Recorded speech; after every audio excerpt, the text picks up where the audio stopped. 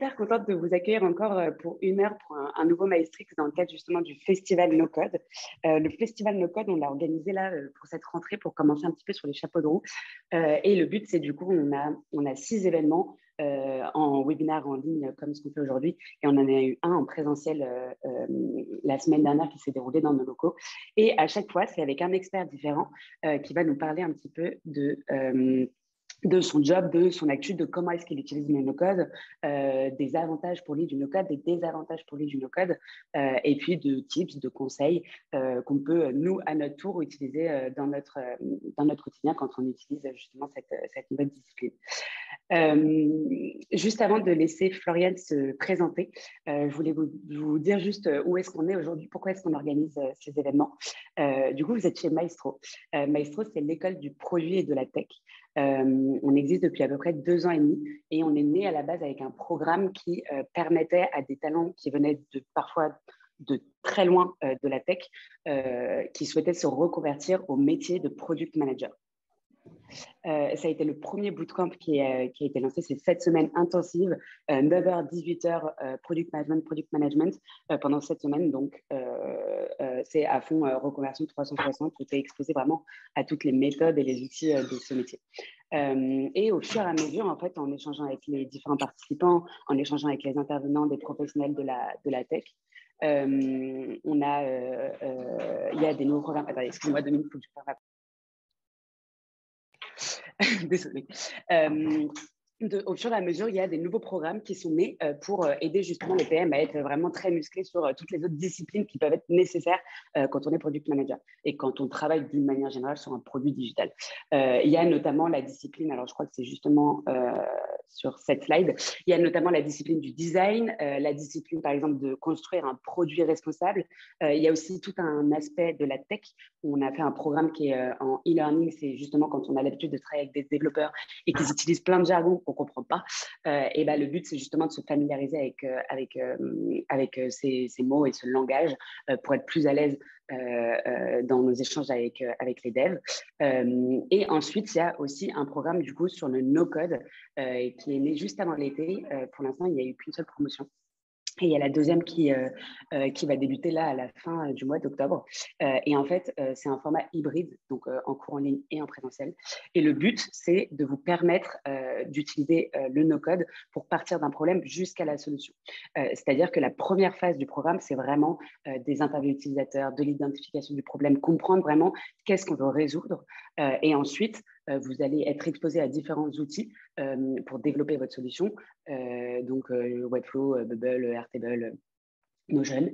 Et le but, c'est d'en choisir un qui va pouvoir vous permettre de développer cette solution. Et ensuite, vous partez sur un hackathon de 20 heures à fond la tête dans le guidon pour développer et à la fin, vous présenter devant un jury votre outil développé en no-code. Voilà. Si vous avez la moindre question là-dessus, si vous voulez aller fouiller un peu plus, vous pouvez évidemment me contacter, mais aussi aller regarder sur le site John Maestro. Et donc, si je reviens sur cette slide, est-ce que vous pouvez nous dire un petit peu dans le chat qui est connecté avec nous, quel est votre rôle, quel est votre métier aujourd'hui, où est-ce que vous travaillez, est-ce que vous êtes freelance, product manager, product designer, marketing, est-ce que vous faites partie de la team We Maintain et c'est pour ça que vous êtes connecté avec nous ou pas du tout. Voilà, mettez-nous un petit peu dans le chat ces infos-là et comme ça, avec Floriane, on peut se rendre compte un peu plus de qui est connecté avec nous pendant cette pause déj. Ah oui, Camille, je conseille la journée sur le produit responsable, très intéressant. C'est vrai que tu étais à la promo là, du 14 septembre. Tant mieux, si tu la recommandes. Freelance product designer en reconversion pour être full product designer ou en reconversion vers un autre métier du coup? Ah, ok. Walid, je travaille dans l'industrie, dans une équipe produit. J'utilise des outils no-code au quotidien. Ok. S'il y a 1 ou 2 autres personnes qui veulent aussi nous partager de leur côté. Je sais que parfois, c'est un moment où vous décidez d'être super timide. Sophie, responsable d'une équipe de PO. Oula, ça va trop vite là. PO dans le domaine des télécoms. OK, donc PO. Amélie, ancienne Maestro. Noémie, PM en startup à Madrid. Tu n'utilises pas du tout le no-code. OK. et POPM dans l'IMO en temps plein. Ok, trop bien. Bon, bah écoutez, on a plein de profils assez variés, pas mal de POPM. En tout cas, j'espère que vous allez tous apprendre plein de choses pendant cet échange avec Floriane. N'hésitez surtout pas à mettre toutes vos questions dans le chat, on est là pour ça. Ah oui, et du coup, je vous donne tout de suite nos prochains rendez-vous. On est hyper présents sur LinkedIn. On a une page Meetup où on balance des nouveaux events quasiment toutes les semaines. C'est des petits webinaires comme ça de 1h40 pour parler d'un sujet précis de la tech. Tout est sur Meetup et notre site internet, évidemment, pour aller trouver toutes les ressources sur nos programmes et même des articles et des contenus, des toolbox, etc. Du coup, maintenant que j'ai bien parlé, est-ce que Floriane, tu peux commencer par te présenter et nous donner un petit peu les étapes phares de ta carrière et surtout ce que tu fais aujourd'hui? Ça marche. Bonjour tout le monde. Merci d'être là. C'est trop cool de pouvoir parler un petit peu de ce sujet. Moi, j'ai un parcours à la base assez classique. J'ai fait une école de commerce et je suis rentrée dans le monde du conseil. Donc, à l'époque, chez Capgemini Consulting, ça s'appelait encore, pour travailler principalement avec les institutions gouvernementales et dans l'hôtellerie sur des problématiques de process et de digitalisation de ces process. Donc, je vous donne des exemples très simples. C'est aider Center Parcs à faire en sorte que le dimanche, quand ils doivent nettoyer tous leurs cabanons et qu'il n'y ait pas de retard, comment on fait pour les aider à faire les meilleurs process pour qu'ils puissent nettoyer tous leurs cabanons sans retard. Donc, ça, c'est du process hors digital, c'est du lean management, comme ça se fait depuis les années 70 et qui marche toujours très bien. L'autre facette de ce que j'ai appris dans le conseil, c'était la grande époque des plateformes de services de tous les ministères. Donc, tous les ministères voulaient un peu leur site internet où il y avait un petit comparateur de prix, un petit calculateur de je ne sais pas quoi. Et donc, on a mis à l'époque pas mal en place des plateformes de services, notamment pour l'Agence nationale de l'habitat. Et donc, c'était pareil, du système un peu à l'ancienne. C'était un peu le début de l'agilité dans le monde du conseil. Mais en vrai, on ne comprenait pas exactement ce qu'on faisait. On n'avait pas vraiment d'équipe produit. C'était plus des consultants qui parlaient avec des développeurs. Donc, on n'avait pas du tout le même langage et c'était du coup très compliqué et pas extrêmement efficace. Donc, ça, c'est un peu les tout premiers pas que j'ai eu dans la tech, sans vraiment savoir de quoi il s'agissait. Et donc, après, j'ai complètement changé de cap. Je suis rentrée chez WeMaintain à la base pour gérer le lien entre WeMaintain et notre communauté de techniciens de maintenance, qui étaient des chefs d'entreprise qui faisaient de la sous-traitance. Donc, il s'agissait plus à nouveau de faire du process assez simple. Quelles sont les règles du jeu? Qui est responsable de quoi? Comment on gère les contrats? Qui parle à qui avec les clients, etc. Et au fur et à mesure, j'ai juste réalisé que beaucoup de l'insatisfaction de la communauté de techniciens, elle venait du fait qu'en interne, on n'était pas organisé. Franchement, on était perdus. À l'époque, on était 25. C'était les débuts de la boîte. On n'avait pas un produit très précis. On n'avait même pas une organisation interne très précise. Donc, j'ai commencé petit à petit à créer une base de données pour les opérations, donc pour les gens qui tous les jours reçoivent les clients au téléphone, ont les techniciens au téléphone, doivent s'assurer qu'il n'y a pas de retard dans la maintenance, etc. Je ne vais pas vous faire tout un speech sur le contexte de la boîte aujourd'hui, mais il faut vous imaginer qu'on a des techniciens qui doivent arriver à une certaine heure sur place pour faire des actions. On doit juste s'assurer que tout se passe bien. Et donc, petit à petit, en fait, j'ai commencé à plonger dans le no-code là-dedans, par hasard, juste parce qu'il y avait trop de tâches répétitives, il y avait trop de données partout. Du coup, on perdait de la donnée ou bien tout le monde n'avait pas la même donnée. Je vous donne un exemple simple. On ne savait pas combien on avait d'ascenseurs en maintenance. Donc, on est une boîte de maintenance d'ascenseurs, on ne savait pas combien d'ascenseurs en maintenance on avait. Juste ça. Il n'y avait pas une personne qui avait la bonne info. Donc, ça a commencé un petit peu comme ça. Ça a pris beaucoup d'ampleur. Et là, ça fait 1 an du coup que j'ai monté l'équipe de Revenue Operations qui va en fait en gros s'occuper de s'assurer que toutes les personnes qui vont vendre du revenu ou suivre du revenu chez WeMaintain peuvent le faire facilement, savent comment bien le faire, ont les bons process et savent le faire avec la bonne marge. que vendre quelque chose pour faire de l'argent derrière. Vous imaginez bien que ça n'a pas grand intérêt. Et donc, voilà. Et donc, aujourd'hui, on est 5 dans l'équipe. On s'occupe de tout le CRM, de toute la logistique. Et voilà. Ok, super clair. Très bien. J'arrête juste le partage des slides. Et j'ai pas précisé, mais ouais, je suis hyper contente du coup de pouvoir qu'on puisse organiser cet event ensemble avec toi, Floriane, parce que du coup, tu es intervenue sur le programme justement No Code de la dernière session. Et du coup, il y a eu des super bons échos de ton intervention. C'était vraiment sur la thématique No Code pour les ops. Et du coup, voilà, j'avais très envie qu'on partage ça aussi à tout le monde dans la communauté Maestrix. Donc c'est super chouette. Donc, du coup, tu nous expliquais que tu avais commencé un petit peu, toi, à chercher, à fouiller dans les outils no-code et les différentes choses que tu pouvais mettre en place parce que tu voyais que ce n'était pas suffisamment organisé. C'est quoi, du coup, les premiers outils auxquels tu t'es exposé et comment tu t'es formé à ces outils? Le tout premier, ça a été Airtable pour créer la base de données. Je me suis formée vraiment YouTube, chercher sur Internet. J'ai regardé énormément différents templates qui existaient déjà, ça se fait de plus en plus là maintenant, pour essayer de voir quels étaient les cas d'usage qui existaient et voir s'il y avait des choses qui, moi, pouvaient me parler.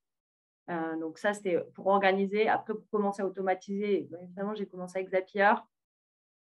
Pareil, j'ai regardé énormément de vidéos, j'ai lu énormément sur les forums et j'ai testé plein de trucs.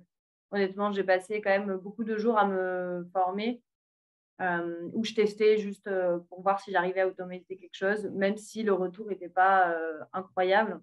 Ce n'était pas du tout indispensable, mais c'était pour que je puisse commencer à apprendre et voilà, que tu gagnes en compétences, quoi. Parce que bon, après, effectivement, tu peux automatiser des choses en 30 minutes. La première fois que tu le fais, ça t'aura pris 3 jours, quoi.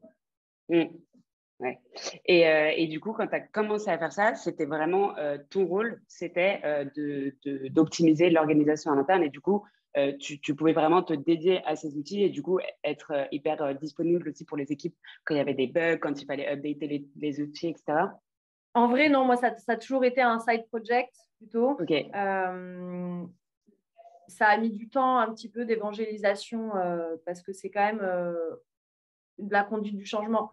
Tu peux toujours dire aux gens, je vais automatiser tes tâches. Ils vont être plutôt contents, mais avant d'en arriver là, il faut déjà que tu refasses tous les process, que les process ils soient compris, que tout le monde soit bien onboardé, bien éduqué. Une fois que tout ça, ça fonctionne, là, tu peux automatiser. Mais en fait, l'automatisation en tant que telle, c'est la dernière pierre du chemin. Et je pense que si vous étiez à la conférence de Jérémy mardi, c'est clairement un discours qu'il a aussi.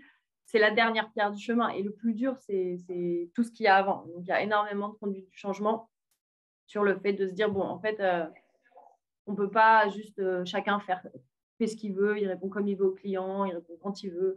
Ça ne marche pas. On est obligé de standardiser pour après, plus tard, vous faire gagner du temps. Et ce truc-là, il est compliqué à comprendre. Quand les gens ils sont sous l'eau, ils ont du mal à comprendre que tu vas leur demander de passer plus de temps à réfléchir à quelque chose pour à la fin gagner du temps. Ils ne comprennent pas que c'est un investissement en fait, au début.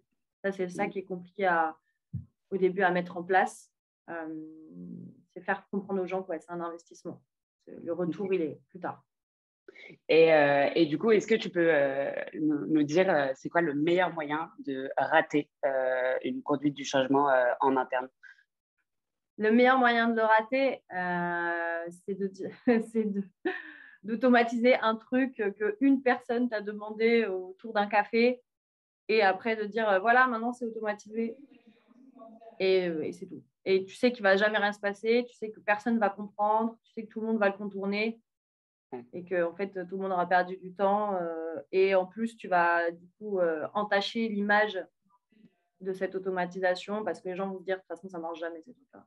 Oui, complètement, ta crédibilité un petit peu sur… Ouais, exactement. La crédibilité, c'est hyper important, je trouve, en tout cas, dans des équipes qui ne sont pas tech, qui ne comprennent pas la tech. Et moi, au début, je ne comprenais pas non plus, hein, clairement. Je ne savais pas trop comment ça marchait, mais ça marchait. C'est hyper important. Une fois que tu as perdu la crédibilité dans l'outil, c'est quand même dur à regagner. C'est faisable, mais c'est compliqué. Ouais. Ok. Et j'ai posé cette question à chaque event du festival. Est-ce que tu peux nous donner, selon tes mots, ta définition de ce que c'est le no-code? Alors, ma définition du no-code, le no-code, ça va être vraiment pour moi des outils qui vont te permettre de construire un produit sans ou une seule ou avec très peu de lignes de code. C'est une version augmentée pour moi du code. Ça prend en compte toutes les features les plus communes qu'on va voir sur cette terre. Je donne un exemple tout bête. Avoir une colonne qui te fait une suite de numéros automatiques, là, par exemple. Ça, c'est déjà dans Excel. Hein, si tu truc vers le bas, c'est déjà du no-code. En fait, le no-code, ça prend toutes les features les plus communes qui existent et c'est se dire, OK, maintenant, on te fait un package. Donc, tu n'as plus à le recréer. C'est déjà fait. C'est tout packagé, tu as juste à le prendre et à le mettre quelque part. Okay, du drag and drop. Exactement. Pour moi, le no-code, c'est vraiment une logique de drag and drop sur tout ce qui est le plus commun, que tout le monde aura besoin sur tous ces sites Internet, sur toutes ces bases de données, sur toutes ces automatisations. Et après, ça te permet de construire un petit peu comme des Lego, quoi. Ok, hyper clair. Et juste avant qu'on plonge un peu dans WeMaintain et du coup dans ce que vous avez, vous, de développer en no-code en interne, une petite question annexe. Qu'est-ce que tu aimes le plus aujourd'hui dans ton métier et dans ton rôle dans l'entreprise chez WeMaintain?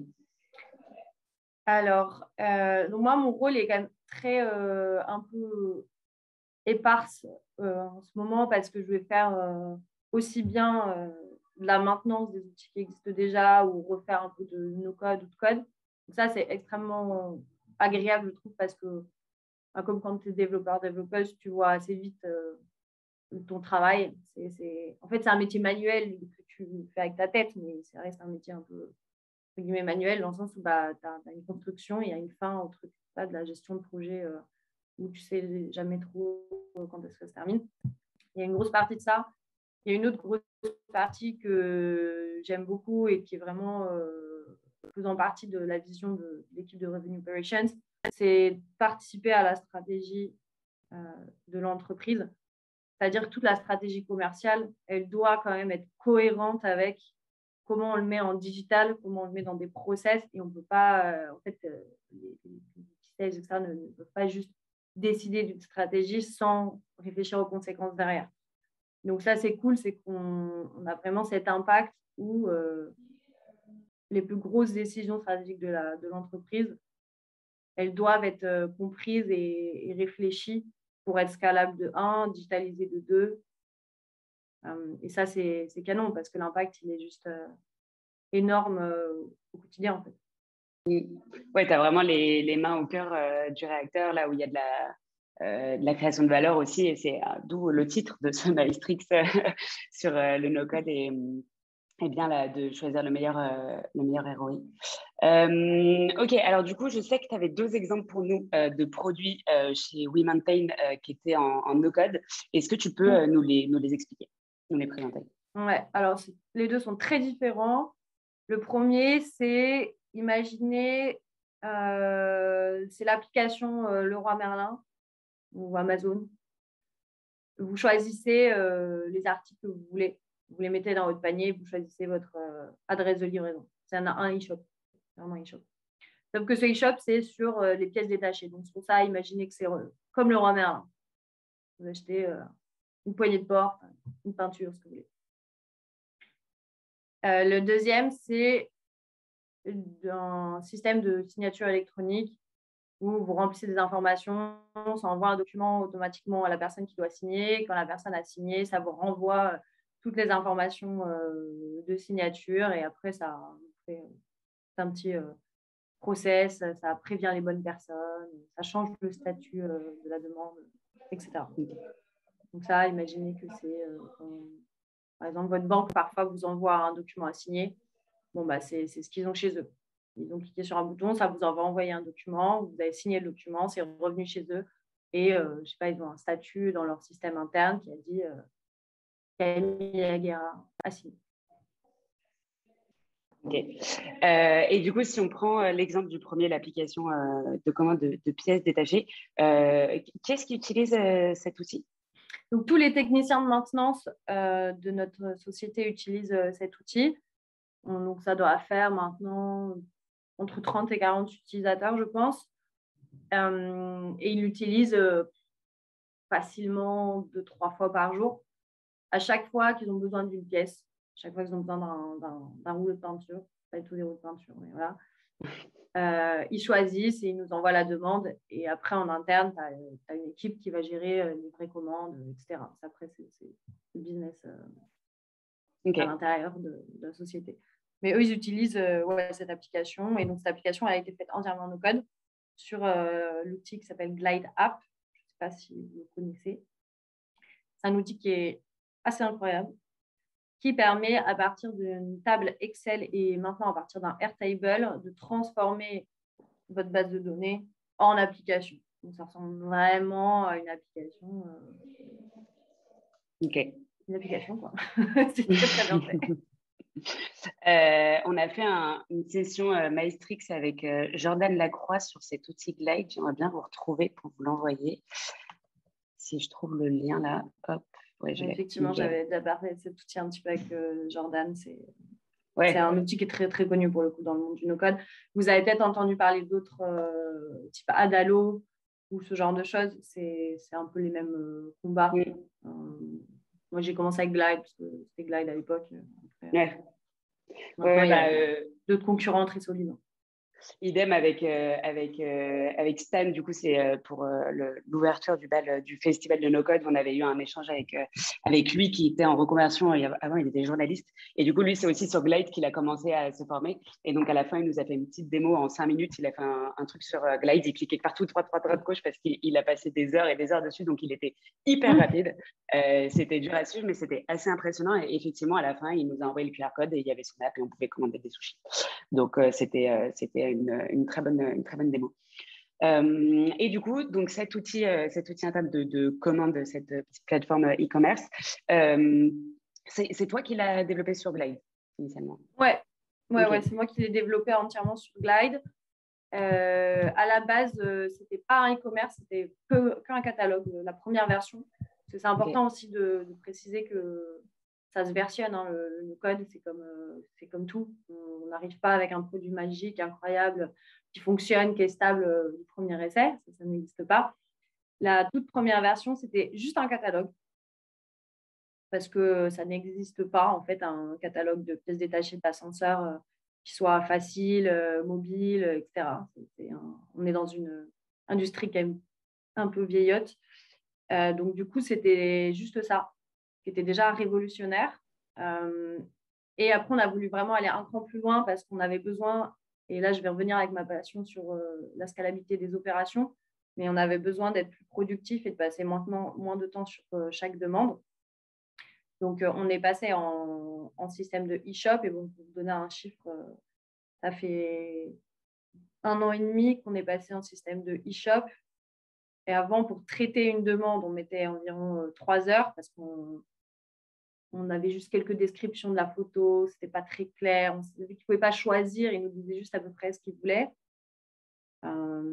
C'est comme si vous avez la Redoute et vous appelez pour essayer d'écrire la robe que vous voulez, parce qu'on n'avait pas de numéro unique à l'époque, on ne savait pas encore trop faire ça. Donc, ça nous mettait franchement des heures de recherche. C'était compliqué. Et là, maintenant, ils peuvent directement mettre dans leur panier ce qu'ils veulent exactement. C'est 3 minutes pour gérer la demande. Donc, on a fait un gain de productivité qui est juste démentiel par rapport à ça. Oui, et du coup, pour la personne qui passe la commande, elle reçoit en fait la notification, les quantités et elle peut directement envoyer. Exactement. Ok. Ouais, effectivement, c'est hyper intéressant du coup de voir comment le produit a évolué pour en fait aller encore plus loin juste que le besoin des techniciens en fait.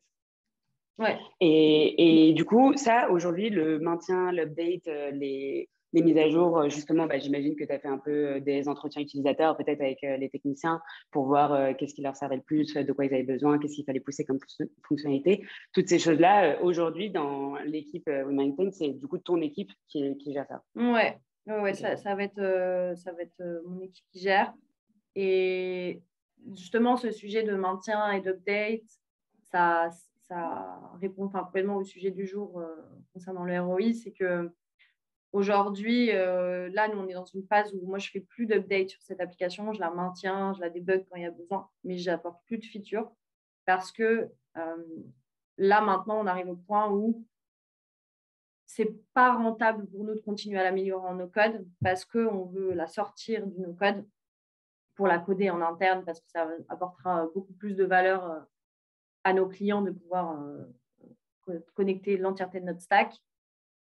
Et donc là, il y a eu le calcul un peu de se dire plus je continue à mettre des features, à améliorer cette app en no-code, plus la dette technique, elle grandit et plus du coup, le coût de développement de cette application va exploser.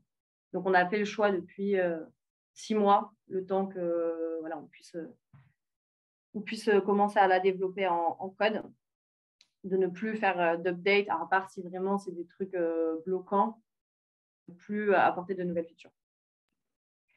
Wally, pour répondre à ta question, donc justement, on a un ERP qu'on est en train d'installer. On est en train d'installer NetSuite qui va gérer un peu tout le back-office, donc qui va gérer le stock, etc. Mais par contre, toute la partie front, donc l'application pour choisir les pièces, on a déjà une application pour les techniciens pour faire des visites de maintenance. En fait, on va les merger parce qu'aujourd'hui, ils ont 2 applications. Donc, rien que ça, c'est relou. En fait, c'est quand même pénible. Donc, petit à petit, on va la sortir du no-code après 3 ans d'existence. Et tu m'avais dit, il me semble qu'à la base, c'était prévu de l'utiliser pour 6 mois et que finalement, vous avez décidé de continuer à le faire grandir. Effectivement, initialement, c'était vraiment, on veut juste le mettre un catalogue, histoire que ce soit plus visible. Et dans 6 mois, on passe sur un outil. Et en fait, on a grossi très vite à cette époque. Et du coup, on n'arrivait plus à suivre les demandes de pièces. On n'arrivait plus à gérer la logistique. Et on n'arrivait pas à voir quand est-ce qu'on allait pouvoir la coder. Du coup, on a pris la décision à cette époque de dire, OK, on fait un vrai produit. Voilà. Il vaudra ce qu'il vaudra parce que c'était moi complètement mes débuts dans ce système-là, que c'était une logique beaucoup plus complexe. Ça demandait vraiment pour le coup beaucoup de back-end et de logique de code derrière pour faire en sorte que tu arrives à incrémenter ton stock, l'enlever du stock. Enfin, c'était vraiment toute une autre logique. Mais on a pris cette décision de se dire, bon, OK, on fait 1 semaine, 2 semaines. Ça m'a pris 2 semaines de dev pour tout changer et nous donner un peu de sursis. Et au final, c'est ce qui s'est passé. Ça nous a donné 1 an et demi de sursis. Ouais. Et alors, du coup, tu l'as un petit peu mentionné là tout à l'heure dans ta réponse. Est-ce que tu peux nous redonner vraiment les critères de choix pour aujourd'hui prendre la décision de passer sur une tech? Donc aujourd'hui, les critères, moi, ils sont principalement financiers et un peu de bon sens, même si le bon sens, c'est quand même très personnel, je vous l'accorde. Ça va être de se dire, est-ce que c'est un truc qui est vraiment ultra bloquant? On est sûr et certain qu'on en a besoin, il n'y a pas de sujet à ce niveau-là. Si c'est sûr et certain qu'on a besoin et sur du long terme, on va essayer de le faire passer en code direct. Attends, là, tu parles au moment où tu réfléchis au produit. Là, c'est comme si tu au moment où tu réfléchis au produit. Si, par exemple, je vous donne un petit exemple. Les techniciens, parfois, ils ont besoin d'une aide d'experts, d'un support technique. Ils font des demandes de support technique. Il y avait une demande de feature pour que les experts puissent choisir eux-mêmes sur leur application, les demandes de support technique, s'organiser, etc. Faire tout ça en code, ça nécessite de créer un planning, ça nécessite de créer une nouvelle feature sur une application, ça nécessite plein de choses, ça nécessite un gros développement. Sachant que c'était un test, on ne savait pas si ça allait marcher, c'était un besoin qui avait été remonté. Donc, moi, je l'ai fait en no-code. En no-code, ça m'a demandé de faire une notif Slack qui se connecte à un formulaire Typeform, qui se connecte à un Google Calendar pour le mettre dans ton planning. Bon, ça m'a pris 3 heures. On a testé, ça cartonne. On finira par le coder, je pense, cette histoire. Pour le moment, ça cartonne. Ça n'a pas pris trop de temps. Le no-code fonctionne bien. Mais là, c'était hyper pertinent de le tester en no-code parce qu'on n'avait aucune assurance que ça allait marcher, vu qu'on ne l'avait jamais fait avant. Et en plus que c'était quand même un code un peu lourd si tu devais recréer tout un planning, etc. Et là, peut-être, et ça, du coup, en no-code, c'est hyper pertinent. Après, si tu veux, par exemple, ajouter, donc là, on ne faisait que l'ascenseur au début, maintenant, il faut plusieurs verticales, la sécurité incendie, l'escalator, etc. Si tu veux ajouter une nouvelle verticale, au début, on n'était pas scalable dans notre produit, donc on le faisait en no-code. Mais aujourd'hui, ça n'a plus d'intérêt de le faire en no-code, on le fait directement en code. Parce qu'on sait que quand on doit ajouter une verticale à notre produit, pour pouvoir faire la maintenance, on va devoir ajouter la clim bientôt. Maintenant, on sait que c'est pérenne, on sait qu'on va l'utiliser, on sait que ça va rester dans notre produit jusqu'à la fin des temps. Du coup, on ne va pas le faire en no-code pour derrière le coder, ça n'a aucun intérêt. On va plutôt scaler notre produit pour qu'on puisse le faire en code le plus rapidement possible. Donc, le ROI se fait un petit peu là-dessus. Où est-ce qu'on a envie de mettre de l'argent en fait. Okay. Pour des petits trucs qu'on teste comme ça, on ne va pas mettre de l'argent, on ne sait pas. Pour des choses qui sont pérennes, qui sont le cœur du business, on va mettre de l'argent et on va le coder. Et justement, là-dessus, entre no-code et tech, c'est quoi un peu si tu as des chiffres de coûts sur la différence entre utiliser des outils VS Mais c'est 10, 100 fois moins cher, j'en sais. Enfin, par exemple, Airtable, ça va être une bonne utilisation d'Airtable, comme nous on l'a, c'est du 17 000 euros par an. Ok. Quelque chose comme ça. Ouais. Tu prends un Salesforce, je pense que tu peux multiplier par 10. Hein. Enfin, largement, quoi. Et tu codes en interne. Bon, bah là, après, c'est encore autre chose parce que tu mets tous les salaires bout à bout, mais après, c'est pas la même chose, sachant que tu es propriétaire de ton code derrière, quoi, ce qui n'est pas le cas avec Salesforce, c'est pas propriétaire de l'outil. Mais, donc, moi, je pense que c'est 10 fois moins cher. Ouais, ok. Et tu as mentionné tout à l'heure la dette technique. Ouais. Est-ce que tu peux nous en parler un petit peu? Qu'est-ce que c'est? Comment tu la mesures? Comment elle affecte ton outil? Okay. Et ça veut dire quoi? Donc, la dette technique, c'est le concept que quand tu vas commencer à coder quelque chose, tu es censé, maintenant, dans la philosophie agile, le faire petit bout par petit bout. Moi, je vous disais tout à l'heure, au début, j'ai fait un catalogue, après, j'ai fait un e-shop. Normalement, en code, c'est pareil. Tu es censé commencer par le petit catalogue, et après, tu fais le e-shop. Sauf que quand tu as habitué des gens depuis 1 an, 2 ans à faire 3 clics, et ça fait tout un tas de choses derrière, tu ne peux pas leur dire, maintenant, on va revenir en arrière, tu retournes au catalogue, et peut-être dans 6 mois, 1 an, tu auras un e-shop. C'est pas possible. Les gens, ils pètent un câble. Ça met ton organisation en péril. Tous tes process, ils sont basés sur ce système-là, toutes tes automatisations aussi. Tu ne peux pas revenir en arrière. Du coup, ça oblige à tordre les méthodes agiles pour sortir quelque chose qui n'est pas un minimum viable product, mais qui est vraiment un produit fini et la copie d'un produit qui existait déjà avant. Donc, c'est beaucoup plus difficile et c'est beaucoup plus stressant, en fait, de devoir faire ça parce que les utilisateurs sont déjà habitués à un certain confort. Et donc, plus ton outil en no-code, il est performant, plus il est génial, et ben plus il la copie, si tu as besoin de le copier, parce que tu n'as pas toujours besoin de coder, hein. Enfin, tu peux aussi le garder en no-code si c'est pertinent. Nous, ce n'est pas pertinent de le garder en no-code, donc on a choisi de le sortir. Mais plus ton outil est canon, plus il va falloir que ton code il soit tout aussi canon. Et c'est aussi encore une histoire de crédibilité. Si tu sors un outil qui te coûte 15 000 euros par an pour coder un truc qui te coûte beaucoup plus cher, mais qui marche beaucoup moins bien, ta crédibilité, elle est zéro. Ça ne marche pas. Tu vois. Ok. Et pour se rendre compte de l'ordre de grandeur là, sur ce produit, le développement, il s'étale sur combien de temps et pour combien de personnes à temps plein qui travaillent dessus? Aujourd'hui, là, on l'a pas encore planifié définitivement. Enfin, on ne sait pas encore exactement combien de temps ça va nous prendre, honnêtement. Moi, je pense qu'on est bien sur un quarter quand même. Okay. Pour une squad, peut-être, je sais pas, 3-4 développeurs, un truc comme ça. À mon avis, c'est dans ces eaux-là. Mais on n'est pas sûr encore. Donc, typiquement, Okay. tu vois, le problématique de la technique. C'est que on sait qu'on doit le faire, on va le faire, mais c'est difficile à chiffrer là tout de suite. Ok. Et du coup, aussi, question assez pratico-pratique pendant cette période de temps-là, et c'est ce que tu disais un petit peu tout à l'heure, tu touches plus, tu fais plus, tu n'optimises plus l'outil en no-code pour pas justement accumuler les choses à développer derrière. Ouais, j'essaie juste de la simplifier là. Si je fais des améliorations, c'est pour simplifier, pour essayer de nettoyer un petit peu, parce que ouais, comme je vous l'ai dit, moi j'ai commencé cette appli, j'avais aucune connaissance de code, ni même de nos codes. Donc j'ai fait plein d'erreurs architecturales.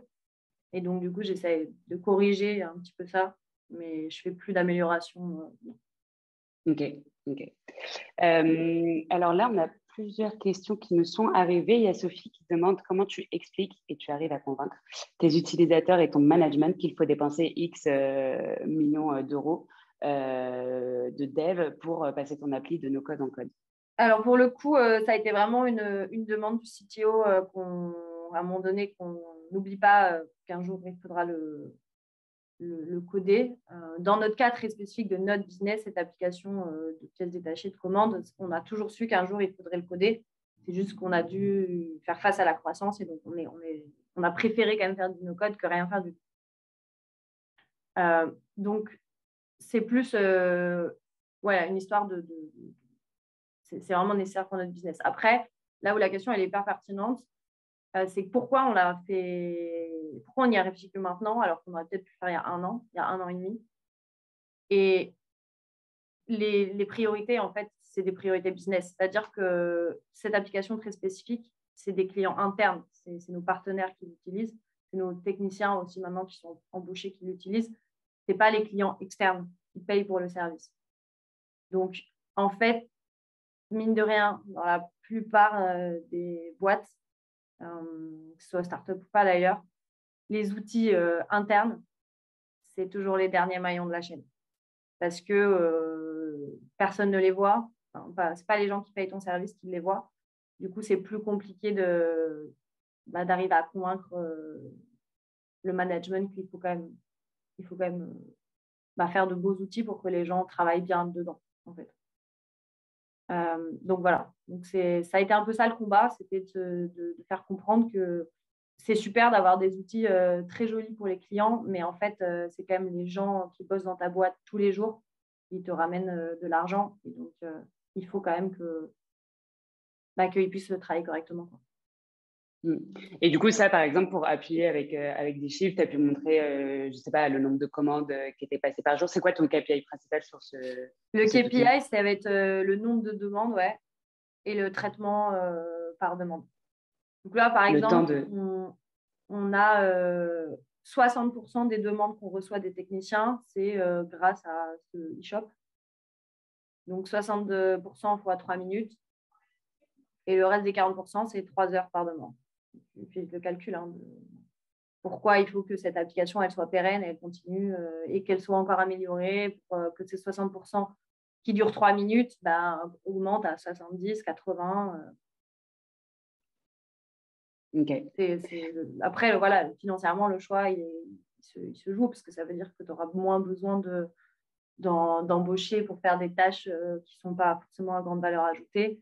Et aussi, tu vas moins charger tes équipes, en fait. Parce qu'il y a aussi ça le truc, c'est que parfois, tu ne peux pas embaucher. Et donc, en fait, la charge de travail devient monumentale pour les équipes et ça, ce n'est pas OK. Oui, par rapport à ça, il y a un outil, je pense que j'en ai parlé à chaque événement du Festival No Code, qui s'appelle Ça vaut le coup. Je vous ai mis le lien dans le chat et c'est un petit outil de calcul où vous pouvez rentrer, par exemple, est-ce que ça vaut le coup d'automatiser une tâche qui me prend 30 minutes par semaine et en fait, il va vous calculer à partir de quand ça aura été rentable de l'avoir automatisé en No Code. Là, je prends 30 minutes par semaine. Ouais, en vrai, c'est hyper. Et puis, c'est marrant parce que du coup, tu te rends compte que en fait, tu aurais pu économiser genre 5 jours sur une année. Et là, tu fais ça fait mal. Et je vous ai partagé en même temps. Ouais, non, mais en vrai, au moins, c'est parlant, quoi. Mais tu vois, j'y pense parce que justement, tu nous expliques ça. C'est un peu ce type de calcul qu'il faut faire sur le temps qui est économisé parce qu'en fait, oui, tu vas investir du temps dans le développement, mais en fait, après, faut être capable de montrer que j'ai plus mon mot. mais que ça vaut le coup en l'étalant sur une durée d'autres coups. Je vous ai partagé aussi un lien vers un Maestrix qu'on avait fait parce que quand tu as parlé du fait que les outils internes ils passaient un peu en second plan et parfois ça demandait, c'était encore plus difficile de pouvoir avoir des moyens, soit d'ajouter des personnes dans l'équipe, soit d'avoir des outils payants pour continuer de développer justement les outils internes. On a fait un Maestrix avec Kitri, qui est PM métier chez Nickel et qui du coup parle énormément de ça et qu'effectivement ça fait partie de ces challenges de pousser pour avoir des recrutements dans son équipe, etc. On a une question de Walid qui fait très bien la transition avec les questions que je voulais te poser aussi, qui nous demande comment tu documentes et comment tu versionnes tes apps et tes workflows en no-code. Alors, en toute franchise, je suis une extrême mauvaise élève sur ce sujet parce que quand j'ai commencé, je n'ai pas du tout pensé à documenter. Je n'avais pas du tout conscience que c'était important. Et donc, encore moins à versionner, très clairement. Donc, ce sont les choses à ne pas faire. Avec du recul, il faut vraiment documenter. Par exemple, il faut documenter chaque onglet dans ton Airtable pour expliquer ce qu'il fait. Il faut documenter chaque colonne pour expliquer à quoi elle sert. Aujourd'hui, tu as une petite merveille dans Airtable qui permet de voir les relations de tes champs avec les différentes automatisations, etc. partout, qui permet de mieux suivre ça, qui fait que du coup, ça limite le besoin de documentation sur ce sujet-là, mais il aurait fallu que je le fasse, très clairement. J'ai perdu beaucoup de temps à casser les choses que j'avais faites et à les refaire parce que je n'avais pas documenté. Donc, j'ai un peu documenté au fur et à mesure là-dessus. Donc, comment j'ai fait, c'est que c'est des noms, c'est déjà bête, hein, mais juste faire que tout soit explicite dans les noms que je donne à mes Zapier ou sur Integromat, etc. Chaque étape, en fait, j'explique à quoi elle sert, pourquoi je la fais, que effectivement, dans chaque colonne et chaque vue que j'ai dans Airtable, que je les bloque et que j'explique pourquoi c'est bloqué, à quoi ça sert. Donc, petit à petit, j'ai commencé à documenter. Mais honnêtement, le gros de l'application de pièces détachées n'est encore pas documenté parce que je ne l'ai pas fait du tout à l'époque. Mais je ne recommande pas cette pratique. Je pense que c'est très, très important de traiter le développement no code comme on traite le développement en code. Il faut un système de tickets, il faut un suivi, il faut une documentation, un tutoriel, une communication, il faut tout ça. C'est vraiment hyper important, même si ça paraît non pertinent. Ça l'est. Parce que, mine de rien, après, quand tu n'es pas là, il faut que quelqu'un débug pour toi. Et s'il n'y a pas de documentation, c'est galère. Et du coup, juste sur Airtable, tu peux documenter directement dans l'outil. Ouais, toutes tes colonnes, en fait, tu peux leur donner une description. Okay, toutes tes vues, tu peux les bloquer, tu peux expliquer pourquoi. Toutes tes automatisations, tu peux les documenter. En vrai, oui, tu peux complètement tout documenter. Ça ne nécessite pas la même documentation que du code, c'est plus simple, on est d'accord. Mais c'est vraiment important et maintenant, je me bats pour le coup. À chaque fois qu'il y a une automatisation de fait quelque part, que moi, je n'ai pas faite, que ce soit documenté, parce que quand moi, je les reprends derrière, franchement, je suis perdue. Ça me prend une demi-heure pour comprendre comment c'était fait, pourquoi. Et alors, du coup, le terme versionner, je ne sais pas ce que ça veut dire, de quoi il s'agit. Versionner, c'est le fait que, tu vois, par exemple, dans ton Google Doc, dans ton Google Sheet ou peu importe, ça versionne automatiquement. Donc, tu as changé tout un truc. En fait, tu veux revoir à quoi il ressemblait ton document il y a une demi-heure ou il y a 3 jours. Airtable le fait, ça versionne automatiquement. Je pense que Make le fait aussi. Okay. Zapier, j'en ai pas le souvenir, mais je me trompe peut-être. Donc, il n'y a pas vraiment besoin de versionner soi-même. Mais par exemple, Glide, je ne pourrais pas te retrouver la première version. C'est pas possible.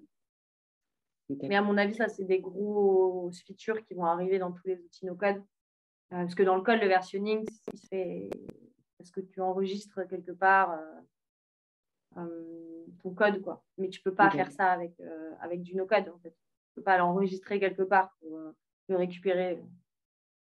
Donc, c'est limité. Ok, je vois beaucoup mieux. Effectivement, ça fait écho avec mon utilisation de Notion parce que pour le coup, eux, ils versionnent toutes les pages, ce qui est parfois très pratique. Quand Par tu, sans faire exemple. exprès, tu supprimes, tu es bien content que ça existe. Exactement. Et du coup, sur votre outil dont tu nous as parlé aussi au début de ce webinaire sur le système de e-signature, pour le coup, du coup, lui, il est full no-code. Est-ce que c'est un projet de le développer aussi? Non. Pour le moment, non, parce qu'on n'a pas du tout assez de recul sur comment ça fonctionne. Est-ce que ça fonctionne bien? Est-ce que ça fait vraiment gagner du temps? Est-ce qu'on est hyper content ou pas? Pour le moment, non. Ça va rester comme ça le temps qu'on ait un peu plus Vous de avez de la recul. data. Ouais. Ouais, exactement. Ok. Parce que ça fait combien de temps que vous l'avez mis en place? Ça fait 2 mois. Ah oui, ok, d'accord. Donc, je pense qu'à la fin de l'année, on fera le bilan et on verra. Est-ce qu'on le garde comme ça parce que ça fonctionne assez bien, ou est-ce qu'on essaye de faire un truc de dingue parce que c'est pas suffisant. On verra d'ici la fin de l'année, je pense. Ok. Ok, je vois. On refera un webinaire après pour avoir les infos. Est-ce que vous avez des questions? N'hésitez pas à les mettre dans le chat si vous en avez. Moi, j'ai aussi quelques petites questions par rapport à l'équipe Women. Du coup, aujourd'hui, dans ta team, tu as dit, vous étiez combien? Là, on est 2 développeurs Salesforce, une sales up, moi et une designer qui arrive bientôt là. Ok. Et on est en recrutement sur un tech lead Salesforce aussi. Donc, on va être Ok. 6 d'ici la fin de l'année. C'était exactement ma question. Est-ce que tu recrutes en ce moment? Je n'ai pas entendu le rôle, du coup. C'est en tech lead Salesforce. Ok. Très spécifique. Ouais. Et du coup, est-ce que tu as un peu des tips là-dessus si potentiellement il y a des personnes qui nous écoutent qui cherchent à rejoindre une équipe comme ça où il y aura aussi une grosse part potentiellement de no-code dans l'émission? C'est quoi un peu ce que tu regardes en premier chez un candidat ou alors ce qui pour toi est hyper important chez un candidat? Moi, je regarde vraiment un peu la débrouillardise. C'est-à-dire que de savoir faire du no-code, c'est vraiment un truc de système D à la base. C'est juste c'est juste aimer résoudre des problèmes. Donc, j'ai un peu regardé comment la personne a l'habitude de réagir face à un problème. Soit elle va être plutôt dans l'attente qu'on apporte une solution, et s'il n'y a pas de solution, être un peu frustrée parce que voilà, c'est pas son kiff de résoudre des problèmes. Soit la personne va essayer de trouver quand même une solution par elle-même, quitte à ce que ce soit pas parfait, quitte à ce que ce soit juste un test, quitte à ce que ce soit un peu bancal, mais au moins essayer quelque chose. Il y a un côté un peu entrepreneur quand même dans ces profils-là. Et je pense que c'est des profils qui sont plus adaptés à ce type de poste, parce que c'est beaucoup de recherche quand même. C'est plein de petits... C'est aussi regarder un peu ce qui se passe, fouiner un petit peu et se dire ça me paraît pas très optimisé. Peut-être que je peux te proposer quelque chose. Il y a aussi beaucoup de ça. Donc, c'est plus une histoire de personnalité pour moi, un peu de tempérament, plus que, je sais pas, avoir fait une école d'ingénieur ou j'en sais rien. Je pense que ça, c'est pas du tout, à mes yeux, un critère pertinent. Ok. Oui, c'est vraiment, ça, c'est un profil qu'on trouve beaucoup aussi dans les candidats à notre programme. C'est des personnes qui sont totalement OK pour se mettre dans leur bulle et travailler 1, 2, 3 heures sur une seule, sur un outil no-code. Et aussi se dire que, en fait, si ton app, il casse et puis il recasse et puis il marche pas, tu es peut-être un petit peu énervé et tu cognes un peu du poing, mais globalement, tu vas quand même te dire, OK, j'y recommence, j'y retourne, je supprime, je refais, je vais chercher sur YouTube et je m'arrête pas là. Et ça, c'est pour le coup, c'est une mentalité qui revient énormément dans les outils no-code parce que, et ça, c'est quelque chose qu'on repartage aussi vraiment souvent dans ces events et pendant ce festival, c'est que c'est vraiment une discipline qui est accessible, mais qui n'est pas facile à apprendre. Et en fait, ça prend beaucoup de temps. Il faut beaucoup lire de documentation, il faut beaucoup aller regarder de tutos YouTube.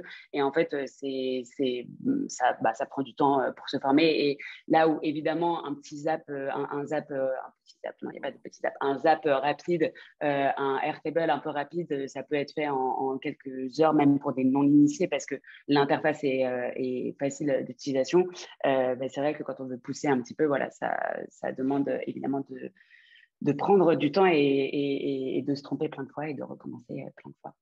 On a une question qui nous est arrivée. Les outils de no-code ont-ils des dépendances sur les outils codés?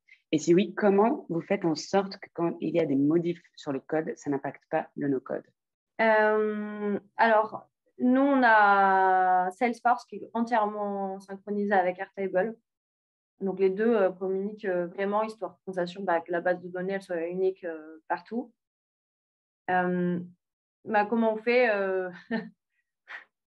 Bon, du coup, on essaye de ne rien... Enfin, on doit juste savoir qu'il y a des dépendances, faire attention et du coup, communiquer avec les autres équipes qui sont responsables de cette dépendance pour s'assurer que ça ne fait pas de problème. Donc, entre Salesforce et Airtable, c'est la même équipe, donc on n'a pas trop ce problématique-là. Mais par exemple, notre backend est connecté avec du Salesforce.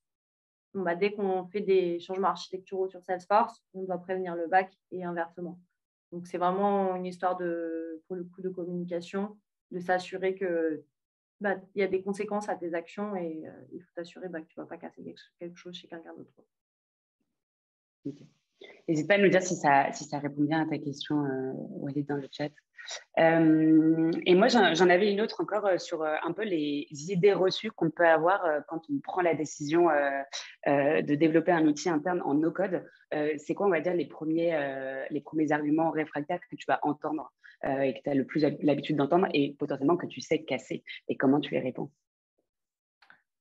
Ce que tu vas entendre...